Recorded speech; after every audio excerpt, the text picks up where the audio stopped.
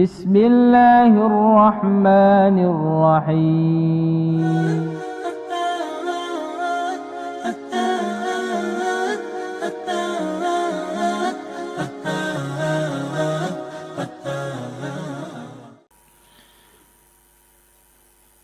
Alhamdulillah, segala puja dan puji bagi Allah.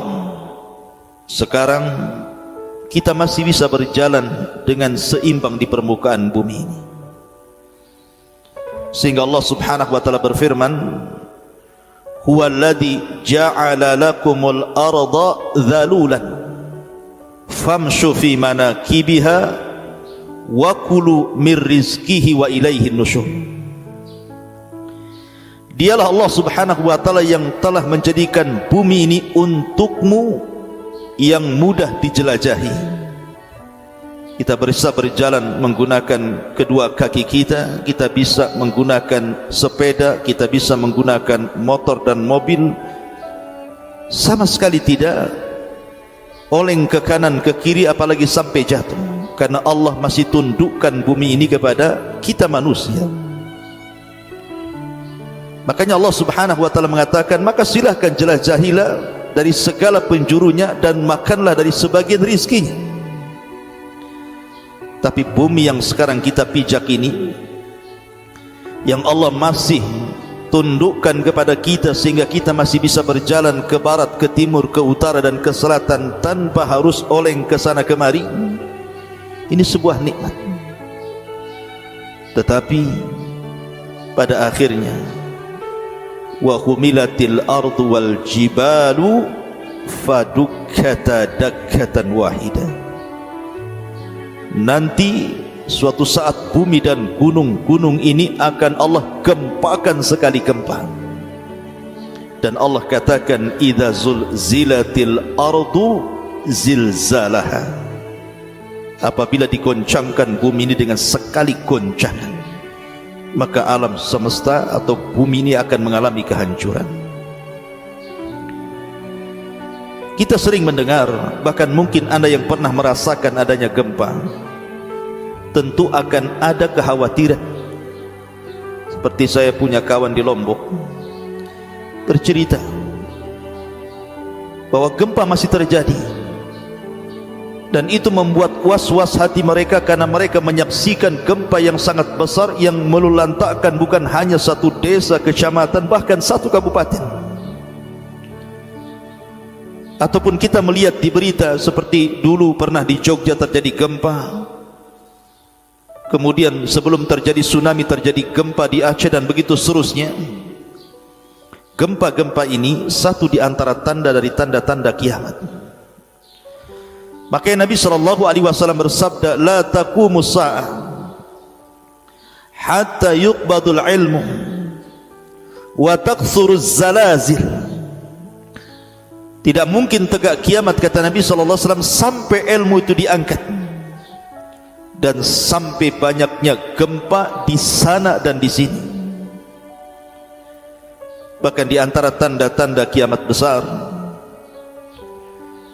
sebagaimana hadis Nabi SAW dari Hudzaifah ibn al-Usaid al-Ghifari radhiyallahu anhu, ketika Nabi SAW datang menemui kami para sahabat, kata Hudzaifah ibn al-Usaid ini, dan kami sedang berbicara tentang kiamat besar. Maka Nabi SAW mengatakan, apa yang anda bicarakan wahai sahabat-sahabatku? Maka sahabat Rasul mengatakan, kami sedang bicara tentang kiamat. Maka Nabi SAW mengatakan, lan taquma hatta tarau qablaha asyra ayatin. Ingat bahwa kiamat tidak mungkin terjadi kecuali anda melihat 10 tanda yang akan terjadi berurutan. Salah satunya Nabi SAW mengatakan, wa thalathatu khusuf, khasfun bil masyriqi wa khasfun bil maghribi wa khasfun bi jaziratil arabi. Akan terjadi gempa dari arah timur yang bukan hanya melulantakkan satu desa, bahkan satu negara akan dirobohkan. Kemudian gempa dari arah barat begitu juga sama yang akan merobohkan negara-negara. Kemudian gempa di Jazirah Arab. Kapan waktunya Allahu a'lam. Tapi gempa di Jazirah Arab, Nabi SAW menyebutkan sebabnya. Ketika Muhammad ibn Abdullah atau dikenal dengan Al-Mahdi, Al-Imamul Mahdi Al-Muntadhar, Muhammad ibn Abdullah Al-Hasani Al-Alawi, yang akan keluar dan dibaiat di akhir zaman, maka akan datang tentara yang berasal dari Syam yang tidak setuju pembaiatan yang dilakukan Ahlul Hijaz kepada Al-Mahdi ini. Maka mereka membawa pasukan besar untuk membunuh Imam Mahdi.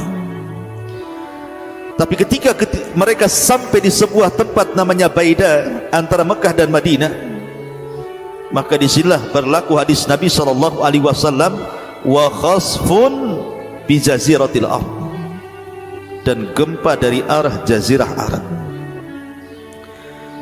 Ma'asyiral muslimin yang dimuliakan Allah Azza wa Jalla, dan kalau itu sudah terjadi, maka kiamat telah dekat. Tetapi gempa-gempa ini berlaku di sebagian daerah dan tidak berlaku di daerah lainnya. Tapi yang dimaksud surah Al-Zalzalah yang kita akan kaji di pagi hari ini, idza zulzilatil ardu zilzalaha, ini gempa yang tidak ada satu gunung, lembah, daratan kecuali akan bergoncang. Gempa ini akan menumpahkan air lautan. Gempa ini akan merobohkan gunung-gunung yang kuat lagi kekar, dan akan membelah-belah bumi, dan akan menghancurkan seluruh bangunan-bangunan, bahkan akan mematikan seluruh manusia yang hidup di jagat raya. Gempa maha dahsyat. Itulah terjadi pada hari kiamat. Perhatikan, Allah mengatakan idza zulzilatil ardu, apabila bumi ini digoncangkan, digempakan, zilzalaha. Allah idhafahkan kalimat zilzal kepada ha yang sebagai ganti daripada dhamir yang kembali kepada bumi. Artinya gempa ini diidhafahkan kepada bumi, maknanya satu dunia terjadi gempa. Karena Allah Subhanahu wa taala tidak menyebut dalam ayat ini dengan sebutan nakirah. Allah tidak mengatakan idza zulzilatil ardu zilzalan, tetapi Allah katakan zilzalaha, diidhafahkan kepada bumi. Kalau zilzalan boleh jadi di sini gempa, di sana tidak gempa. Tetapi ketika diidhafahkan kepada bumi, maka gempa ini akan terjadi dari barat, timur, selatan, utara, bahkan tidak ada satupun tempat kecuali akan bergoncang, akan merobohkan dan melulantakkan semua yang ada di permukaan bumi. Maha dahsyat. Kapan itu terjadi? Apabila Allah Subhanahu wa ta'ala murka dengan hamba-hambanya. Sebab kalau seandainya Allah Subhanahu wa ta'ala murka dengan hamba-hambanya, maka bukan hanya bumi digoncangkan, ma'asyiral muslimin yang dimuliakan Allah Subhanahu wa ta'ala, tapi semua alam akan digoncangkan. Apabila Allah Subhanahu wa ta'ala murka, idza sama'un fatar, maka langit akan terbelah. Apabila Allah murka, wa idzal kawakibun tatharat, maka planet-planet dan bintang-bintang akan dijatuhkan. Apabila Allah murka, wa idzal biharu fujirat, seluruh air lautan akan ditumpahkan ke bumi. Apabila Allah Subhanahu wa ta'ala murka, idza syamsu kuwirat, matahari akan digulung. Kemudian wa idzan nujumun qadar, dan bintang-bintang akan dijatuh-jatuhkan. Wa idzal jibalu suyirat, dan gunung akan dihancur-hancurkan. Bahkan apabila Allah murka, Jahannam pun akan didatangkan dan dipersaksikan kepada manusia di padang mahsyar. Itulah kemurkaan Allah Subhanahu wa ta'ala apabila Allah murka, idza zulzilatil ardu zilzalaha. Allah akan goncangkan bumi ini dengan goncangan yang maha dahsyat. Ma'asyiral muslimin yang dimuliakan Allah Subhanahu wa taala, peristiwa ini pasti terjadi. Sebenarnya gempa-gempa kecil yang terjadi di bumi ini itu saja sudah bisa menelan jiwa-jiwa, bukan hanya 1-2 manusia, ratusan bahkan ribuan jiwa terkadang melayang karena gempa ini. Tetapi Allah Subhanahu wa taala berfirman, iqtaraba lin-nasi hisabuhum wa hum fi ghaflatin mu'ridun. Wa hum fi ghaflatin mu'ridun. Tetap saja manusia itu lalai, tidak mengambil ibrah pelajaran dari gempa yang terjadi di alam semesta ini. Harusnya ketika seseorang merasakan gempa atau mendengar di sana ada gempa yang menghancurkan bangunan-bangunan, yang mewafatkan jiwa-jiwa manusia, menjadi sebuah pelajaran bagi kita. Jangan kita katakan itu kan gempa di sana, di sini tidak terjadi gempa. Ingat, Allah Subhanahu wa taala berfirman, a'amintum man fis sama an yakhsifa bikumul arda fa idza hiya tamur. Apakah kalian merasa aman dengan zat yang ada di langit untuk Allah timpakan gempa di bumi, maka tiba-tiba bumi ini hancur? Jangan pernah merasa aman dari adab Allah Subhanahu wa taala. Ma'asyiral muslimin yang dimuliakan Allah Subhanahu wa taala, artinya kita masih diberikan kesempatan bertobat. Sebab kalau Allah Subhanahu wa taala katakan idza zulzilatil ardu zilzalaha, apabila bumi Allah hancurkan seluruhnya, la yanfa'u nafsan imanuha lam takun amanat min qablu au kasabat fi imaniha khaira. Tidak akan manfaat lagi iman kalian, iman kita, apabila sebelumnya belum beriman atau telah beriman dan tidak beramal saleh. Ma'asyiral muslimin yang dimuliakan Allah Azza wa Jalla, maka takutlah, karena peristiwa ini pasti akan terjadi, akan berlaku, dan akan terjadi kehancuran alam semesta dengan adanya gempa yang maha dahsyat ini. Akan tapi para ulama mengatakan bahwa yang akan merasakan gempa dalam surah Al-Zalzalah ini hanya orang-orang kafir, orang-orang yang tidak beriman kepada Allah, orang-orang jahat. Yang Nabi SAW katakan, la taqumus sa'atu illa ala syiraril khalqi. Tidak mungkin tegak hari kiamat kecuali akan ditimpakan kepada manusia yang paling buruk yang ada di permukaan bumi. Karena sebelum terjadi gempa ini, Allah akan kirimkan angin yang sangat sejuk sekali, menerpa ketiak-ketiak setiap orang-orang yang beriman, yang memiliki iman walaupun sebiji zarah. Kemudian Allah wafatkan, sehingga di permukaan bumi ketika terjadi kerusakan yang maha dahsyat, orang sudah meninggalkan salat, orang sudah tidak peduli dengan zakat dan sedekah, orang sudah menjadi para pengkhianat, orang sudah meninggalkan mushaf, orang sudah melakukan keharaman, minum khamar, berzina, berjudi, menghalalkan riba, menghalalkan sumpah palsu, bersaksi dengan saksi dusta, dan begitu seterusnya, pembunuhan di mana-mana. Dan tidak ada manusia yang hidup di permukaan bumi kecuali syiraril khalqi, manusia yang paling buruk. Di sini Allah katakan idza zulzilatil ardu zilzalah, apabila digoncangkan bumi ini dengan sekuat goncangannya, maka tidak ada satupun bukit, lembah, gunung, daratan, lautan kecuali akan mengalami goncangan itu, apalagi manusia. Ma'asyiral muslimin yang dimuliakan Allah Azza wa Jalla, kapan goncangan ini terjadi? Terjadi khilaf para ulama. Ada yang mengatakan bahwa terjadinya ketika tiupan sangkakala yang pertama.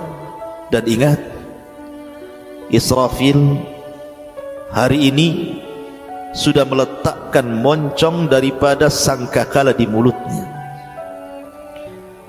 Dan itu berdasarkan nas hadis Nabi SAW. Satu ketika Rasul SAW tidak enak makan, tidak enak tidur, tidak enak minum, tidak enak beristirahat, sehingga wajahnya murung. Sahabat bertanya, ada apa gerangan dengan anda wahai Rasul? Maka Nabi SAW bersabda, bagaimana aku akan merasakan nikmat? Wa sahibul qarni qad iltaqamal qarna, sementara pemilik tiupan sangkakala sudah meletakkan ujung moncong sangkakala di mulutnya, siap ditiupkan. Dan kalau itu terjadi, al-qari'atu mal-qari'ah wa ma adraka mal-qari'ah yauma yakunun nas kal farashil mabthus. Ketika suara qari'ah keluar dari moncong sangkakala Israfil, maka engkau melihat manusia berhampuran seperti laron yang berterbangan. Akibat idza zulzilatil ardu zilzalaha, apabila digoncangkan bumi dengan sekuat goncangannya.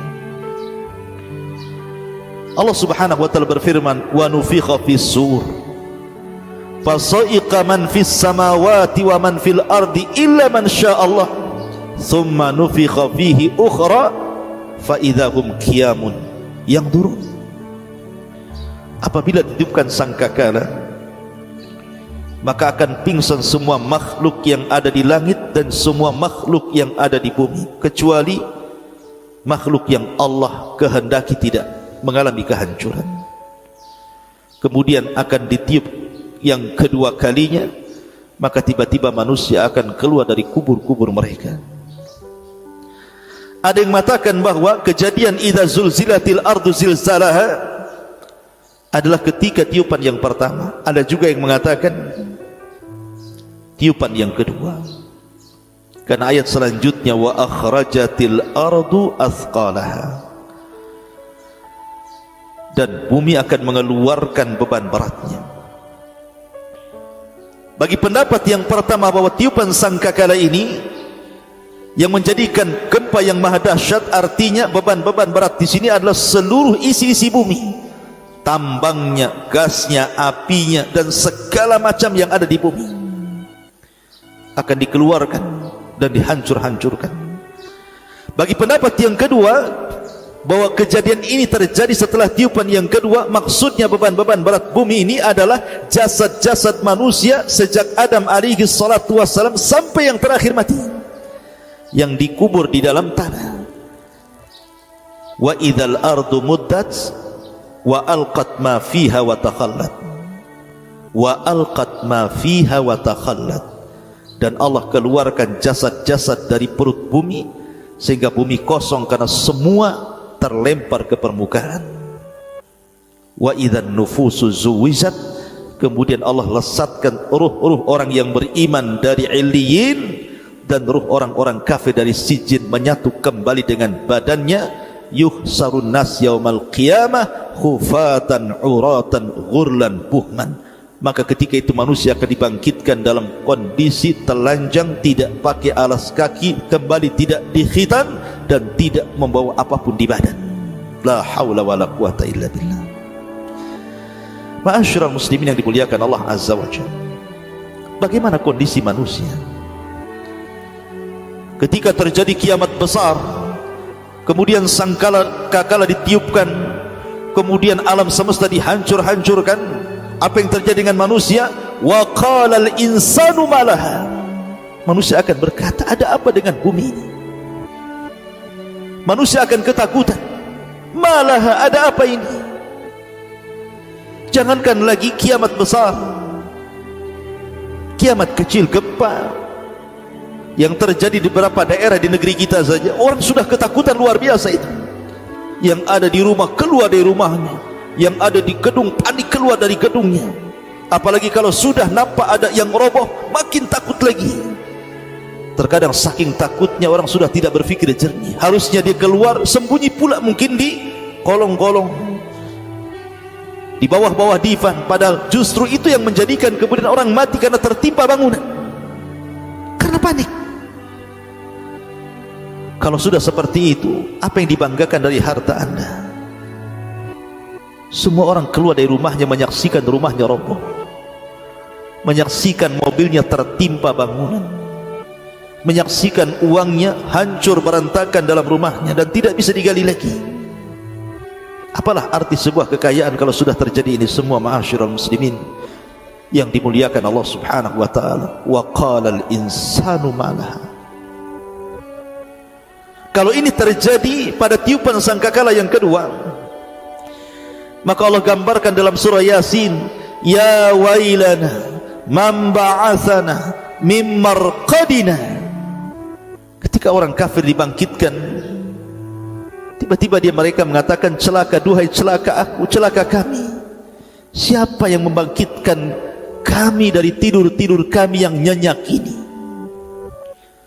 Kemudian mereka ibarat laron yang berhamburan, lari ke barat, ke timur, ke selatan, ke utara, tidak ada aturan. Karena nanti di padang mahsyar tidak ada ma'lam, tidak ada alamat, tidak ada rumah, tidak ada gunung, tidak ada bukit, tidak ada lembah, semua rata.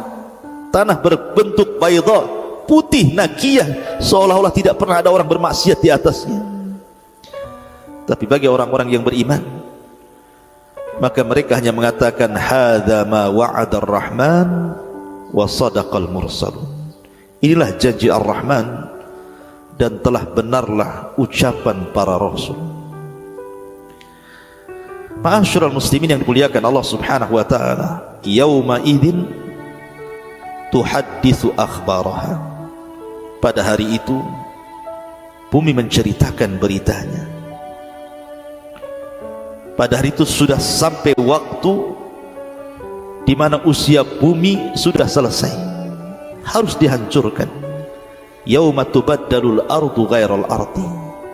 Pada hari bumi yang lama akan diganti dengan bumi yang baru. Dan ketika itu bumi yang lama, yang sekarang kita pijak, akan menjadi saksi di hadapan Allah Azza wa Jalla akan manusia yang menginjaknya dan akan menghabarkan beritanya. Si fulan di tempat ini telah berbuat kebaikan, bumi akan menjadi saksi. Dan si fulan telah melakukan kejahatan, maksiat dan kemungkaran di tempat ini, di tempat yang saya dipijak oleh mereka. Karena nanti pada hari kiamat kondisinya akan berbeda dengan kondisi dunia. Kalau Anda melakukan kesalahan di dunia, Anda bisa bergila, Anda bisa berdusta, Anda bisa menyewa lawyer hebat, pengacara top yang pandai bicara sehingga yang salah dibenarkan, yang benar disalahkan. Yang tidak punya hak akhirnya punya hak, yang tidak punya hak akhirnya lepas haknya. Yang harusnya tidak dibunuh jadi dibunuh, yang harusnya tidak dipenjara jadi dipenjara, yang harusnya tidak dihukum jadi dihukum. Di dunia Anda bisa berkilah seperti itu. Tapi di hadapan Allah, yauma idzin tuhaddisu akhbaraha. Pada hari itu bumi akan menjadi saksi menghabarkan semua berita yang terjadi di atasnya. Karena nanti pada hari kiamat, malam akan menjadi saksi, siang akan menjadi saksi, bumi akan menjadi saksi, lautan akan menjadi saksi, para malaikat akan menjadi saksi, para nabi dan rasul akan menjadi saksi, termasuk badan kita akan menjadi saksi di hadapan Allah Subhanahu wa taala, dan termasuk kulit-kulit kita. Ketika kulit bersaksi, lima syahidtum alaina, kulit, kenapa kau bersaksi untuk badanmu sendiri? Maka kulit akan mengatakan, antakan Allah, Allah yang membuat aku bicara. Yauma nakhtimu ala afwahihim wa tukallimuna aydihim wa tashhadu arjuluhum. Pada hari manusia dikunci lisannya, tidak bisa bicara, tidak mungkin berdusta, karena tangan yang akan bicara, kaki pula yang akan jadi saksi. Lalu apa yang Anda harus katakan di hadapan Allah. Ketika Anda bermaksiat di malam hari, malam bersaksi atas kemaksiatan Anda. Ketika Anda bermaksiat di siang hari, siang menjadi saksi atas kemaksiatan Anda. Ketika Anda bermaksiat di bumi tertentu dan manusia tidak tahu, bumi pun akan menghabarkan beritanya. Ketika Anda bermaksiat, badan Anda akan bersaksi bahwa Anda telah bermaksiat sampai ke kulit-kulit Anda. Bahkan para malaikat, ma yalfidu min qaulin illa ladaihi raqibun atid, juga akan bersaksi, termasuk para nabi dan rasul. Wa kaifa idza ji'na min kulli ummatin bi syahid wa ji'na bika ala haula'i syahida. Bagaimana kalau seandainya kami datangkan setiap umat itu saksi dan engkau ya Muhammad juga saksi bagi mereka.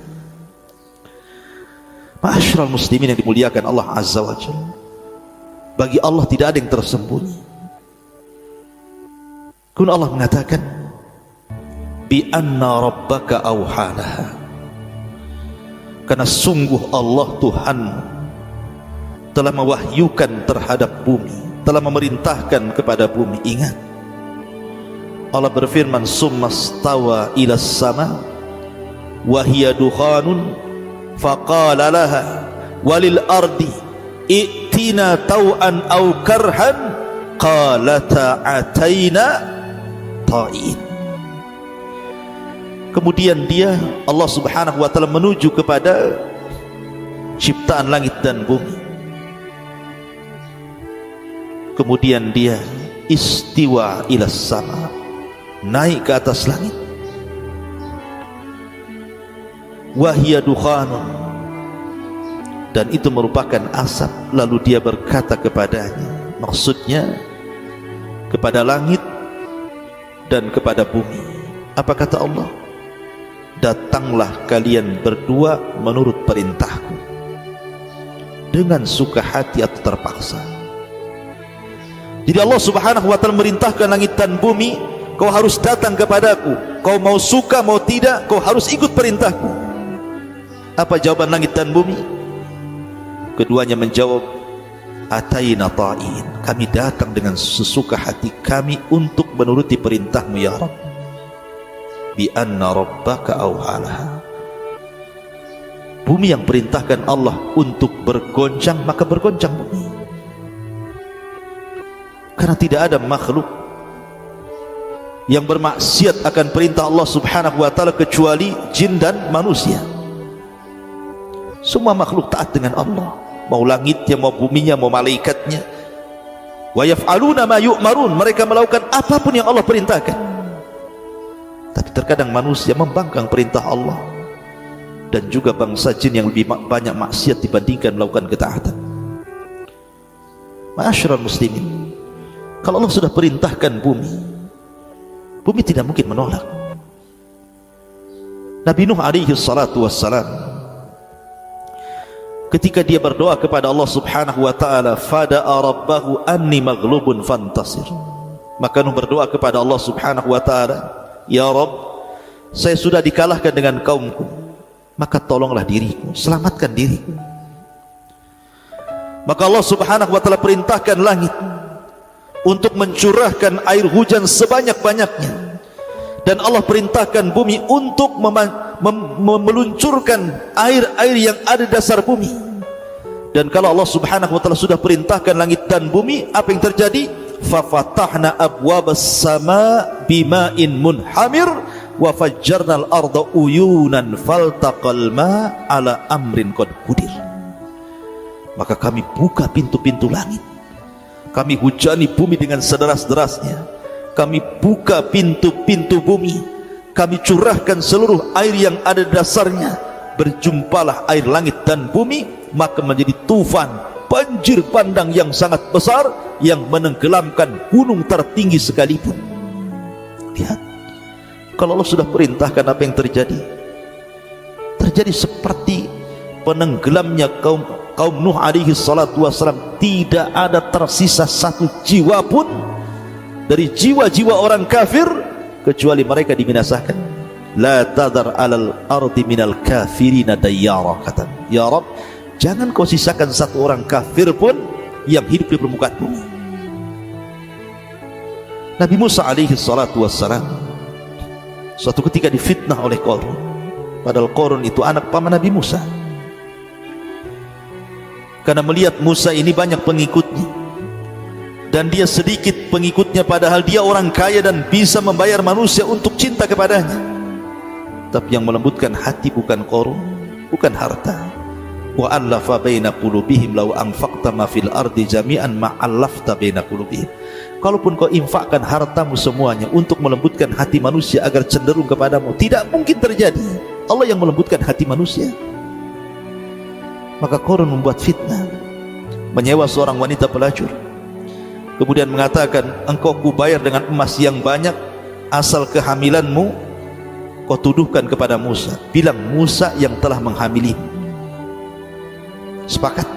Sepakat, kata wanita ini. Dikumpulkan Bani Israel.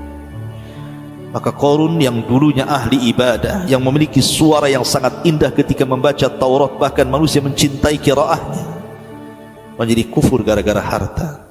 Kalla innal insana la yatgha an ra'ahu istaghna.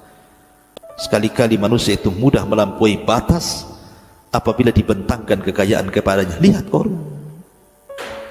Dikumpulkan semua Bani Israel, kemudian dia berceramah di hadapan Bani Israel. Kalian semua mungkin tahu siapa Musa, mungkin di mata kalian dia orang saleh, tapi di mataku dia orang bejat dan jahat. Buktinya wanita ini dihamili oleh Musa. Akhirnya kemudian Qarun merintahkan, bersaksilah kau wahai wanita. Tapi Allah lembutkan hati wanita ini.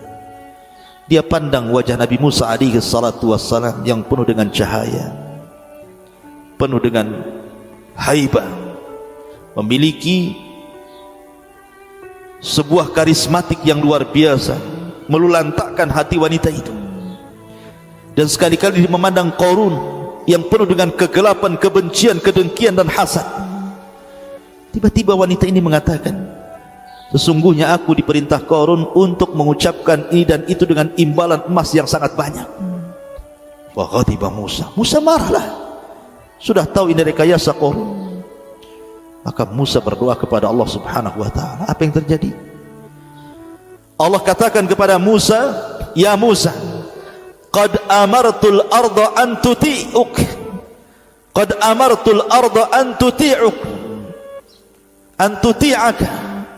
Aku sudah perintahkan bumi untuk taat kepadamu. Murha, silahkan kau perintahkan.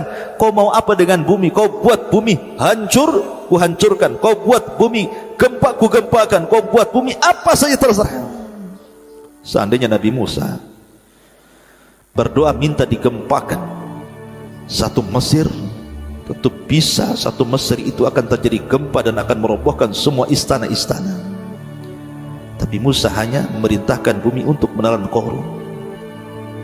Ya arda abli'i, ya Allah, wahai bumi, telanlah Qarun. Abli'i, telanlah Qarun. Maka Qarun pun akhirnya tiba-tiba bumi belah dan terus mengajar dirinya. Dia pun lari ke rumahnya. Akhirnya hari pertama Qarun pun terperosok ke bumi separuh badannya. Manusia hendak menolongnya tapi tidak bisa. Hari kedua Allah tenggelamkan Qarun hampir sekepalanya dan sebagian rumah dan seluruh kekayaannya. Dan hari ketiga Allah katakan, fa khasafna bihi wa bidarihi al-ardh. Kami tenggelamkan Fir'aun dan seluruh rumah dan kekayaannya, tidak tersisa satu dinar pun kecuali masuk ke dalam bumi bersama pemilik-pemiliknya Qarun. Lihat, kalau Allah subhanahu wa ta'ala sudah perintahkan bumi, maka bumi akan taat. Makanya Allah mengatakan bi anna rabbaka awhalaha. Gempa itu karena perintah Allah dan bumi tidak mungkin menolaknya. Yauma idzi yasdurun nas ashtatan liyurau a'malah. Pada hari itu keluarlah dari kuburan manusia-manusia dengan berkelompok-kelompok untuk diperhatikan kepada mereka amalan-amalan mereka di bumi. Maka ketika bumi dihancurkan, bagi pendapat bahwa ini terjadi kepada sangkakala yang kedua, maka manusia akan keluar dari bumi kemudian akan disatukan kembali jasad dan roh, kemudian akan menghadap Allah Subhanahu wa taala dan mempertanggungjawabkan semua amalan yang pernah dilakukan di dunia. Ingat bahwa di dunia amalan kita ini disembunyikan dan kita tidak tahu amalan yang mana yang diterima Allah Azza wa Jalla. Apakah Anda tahu? Salat tadi waktu subuh Allah terima salat kita.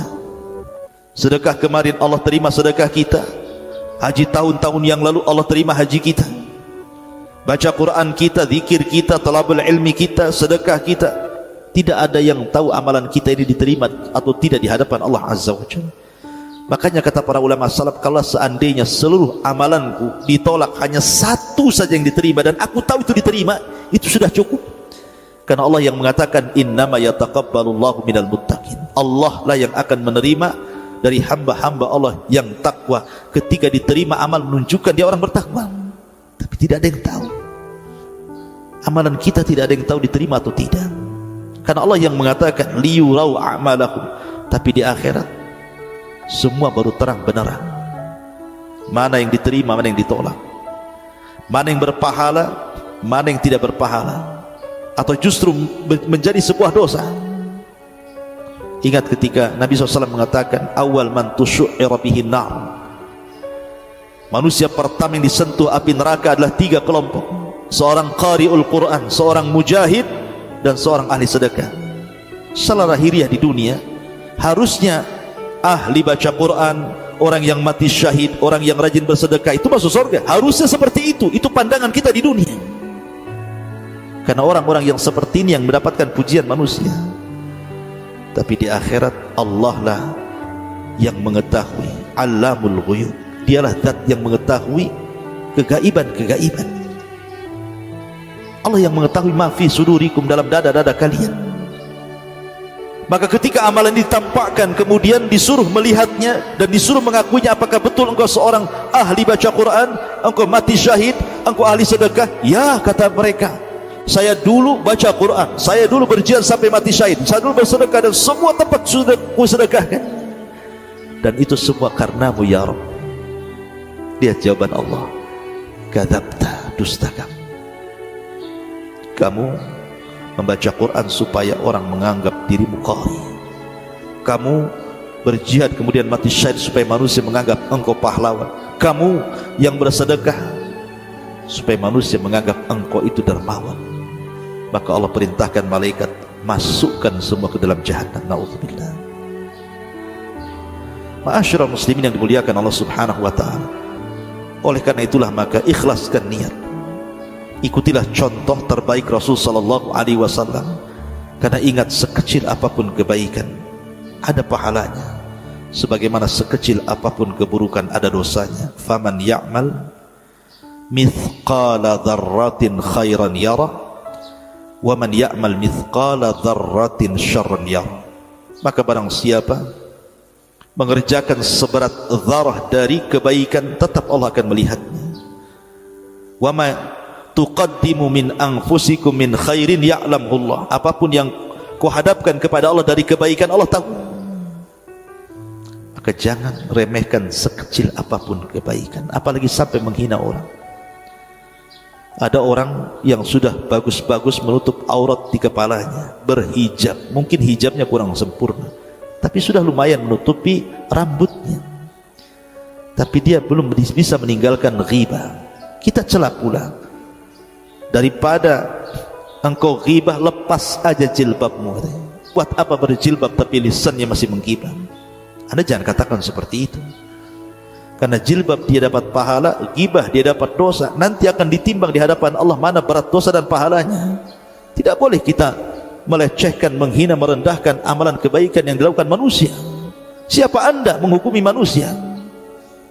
Makanya dahulu di zaman Bani Israel ada 2 orang, yang satu ahli ibadah, yang satu ahli maksiat. Awalnya baik yang ahli ibadah, menasihati, tobat kamu.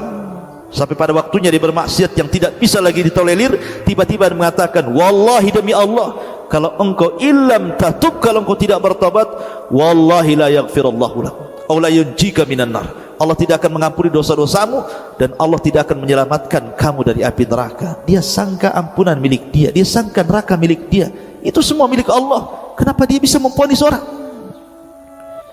Akhirnya Allah takdirkan yang ahli maksiat sebelum wafatnya dia bertobat. Akhirnya Allah masukkan ke dalam surga. Yang ahli ibadah tidak bertobat dari ucapannya melebihi takdir Allah Azza wa Jalla, Allah masukkan pula ia ke neraka. Na'udzubillah. Terbalik kondisinya. Maka jangan remehkan sekecil apapun kebaikan. Wa man ya'mal mithqala dzarratin syarran yarah. Dan ingat, sesuai apapun keburukan, kejahatan, kemaksiatan, tetap ada balasan. Dan Allah itu maha adil dan penuh dengan rahmat. Allah ketika memasukkan manusia ke dalam surga itu karena rahmatnya, karena kasih sayangnya, bukan karena keadilannya. Karena kalau seandainya Allah memasukkan manusia karena keadilannya, satu pun manusia tidak ada yang bisa masuk surga. Ada seorang laki-laki di zaman Bani Israel, tidak pernah maksiat, hidupnya ibadah dari kecil sampai wafat. Berdiri di pintu surga dia dan mengatakan, ya Rabb, ketika Allah berfirman, udkhulu bi rahmati, masuklah kau karena rahmatku. Tapi laki-laki ini mengatakan tidak. Kalimat itu hanya diperuntukkan untuk orang-orang yang berdosa. Yang kau masukkan ke dalam surga, wajar kau masukkan mereka karena rahmatmu. Tapi aku tidak pernah maksiat di bumi, masa aku masuk karena rahmatmu ya Rabb?